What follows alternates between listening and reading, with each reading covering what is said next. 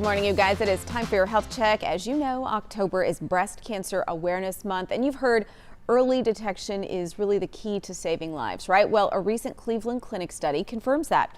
So this study looked at more than 28,000 breast cancer patients who had surgery, radiation, and chemotherapy as part of their treatment. Research showed if all three were completed within 38 weeks of the initial diagnosis, there was a higher 5-year survival rate. Okay, that is huge. Delayed treatment, on the other hand, yielded poorer outcomes. Another interesting aspect of the cutoff is that cutoff was good for no matter what type of breast cancer you had. So if you had different receptor patterns of your breast cancer, it didn't make any difference. So we should not triage patients based on their different types of cancers, because every patient can have an effect on their outcome if we're taking too long. Dr. Pratt says when it comes to detection, women should be regularly doing self-breast exams at home. Mammograms are also recommended for women over age 40, regardless of whether or not you have a family history of the disease.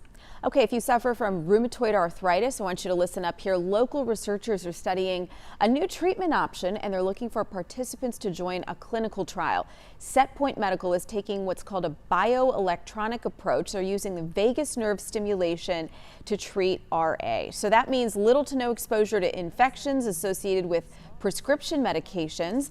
It's just targeted electrical pulses to the vagus nerve to trigger a neurological pathway that reduces symptoms of RA. This is pretty groundbreaking. They do implant a miniature device in the crease of your neck with a single incision. So those of you with RA, if you'd like to learn more about this Reset RA study or ways to participate, you can visit setpointmedical.com or resetra.study.